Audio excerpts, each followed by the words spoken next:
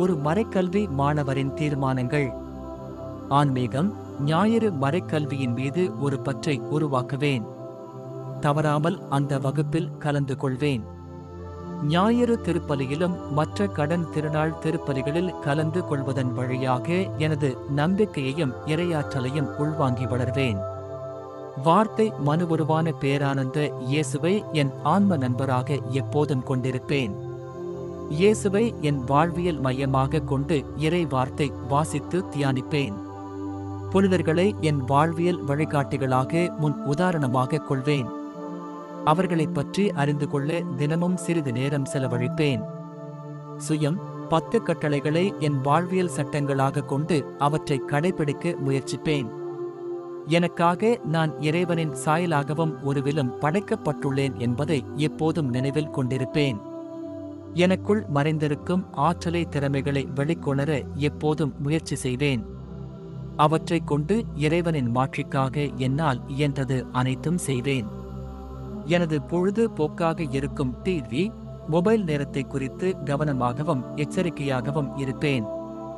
நான் பார்க்கும் நிகழ்ச்சிகளின் உட்பொருள் தொகுப்பு பற்றி கவனமாக இருப்பேன். என்னால் இயன்ற போதெல்லாம் விளையாட்டுகளிலும் போட்டிகளிலும் ஈடுபடுவேன். நல்ல மனிதர்களின் எடுத்துக்காட்டான நற்பண்புகளை கடைபிடிப்பேன். அவற்றை என் வாழ்வில் வெளிப்படுத்துவேன். குடும்பம். குடும்பத்தினருக்காக என் வாழ்வியல் எல்லா சூழல்களிலும் என் பெற்றோரை அன்பு செய்வேன். அவர்களுக்கு கீழ்ப்படிவேன். தினமும் குடும்ப ஜெபத்தில் பங்கெடுப்பேன். என் பெற்றோருடன் சேர்ந்து ஜெபமாலை சொல்வேன். என் சகோதர சகோதரிகளிடம் அன்புடனும் புரிதலுடனும் நடந்து கொள்வேன். அவர்களுக்கு ஒத்துழைப்பு தருவேன். சமுதாயம். பொதுவிடங்களில் நான் பேசி பழகும் முறை, நடக்கும் விதம் பற்றி கவனமாக இருப்பேன். நல்ல நண்பர்களை தேர்ந்தெடுத்து அவர்களுடன் நல்ல சிந்தனைகளையும் ஆலோசனைகளையும் பகிர்ந்து கொள்வேன். நான் சந்திக்கும் மனிதர்களுடன் உரையாடும் போது மரியாதையாகவும் பணிவுடனும் நடந்து கொள்வேன். நான் எங்கு சென்றாலும் கிறிஸ்துவைப் போல் வாழ்வதன் மதிப்பீடுகளை வாழ்ந்து காட்டுவேன். இறைவன் எனக்கு தந்திருக்கும் நேரத்தையும் திறமைகளையும் என்னுடையவும் மற்றவருடையவும் நலனுக்காக பயன்படுத்துவேன். என்னுடைய பொது வாழ்வியல் ஒவ்வொரு நிகழ்விலும் கத்தோலிக்க மதிப்பீடுகளையும் திறவையின் மதிப்பீடுகளையும் வாழ்ந்து காட்டுவேன். அனுதின வாழ்வில் முன்னேற, ஆன்ம வாழ்வில் வளர. மௌனம். உனக்குள் ஆழமாகச் சென்று அமைதியில் இறைவனின் குரலையும் மற்றவரின் குரலையும் அறிந்து கொள்ள உதவும் மிகச்சிறந்த கருவி. அதிகம் சிந்திப்பதை விட்டுவிட செயல் குறிப்பேடு. உன் எண்ணங்களை குறிப்பேட்டில் எழுதி வைத்து அதை உன் மனதில் இருந்து எடுத்துவிடு. தெளிவாகச் சிந்தித்திட தியானம் உன் மனதின் குழப்பங்களை களையச் செய்யும். உன் மனநிலையை நன்கு உற்சாகப்படுத்த உடற்பயிற்சி உன் மனநிலையை உற்சாகப்படுத்தவும் உன் உடல் நிலையை மேம்படுத்தவும் உதவும். உன் மனதினை விரிவாக்க வாசித்தல் புதிய காரியங்களை அறிந்து கொள்ள வழிவகுக்கும்.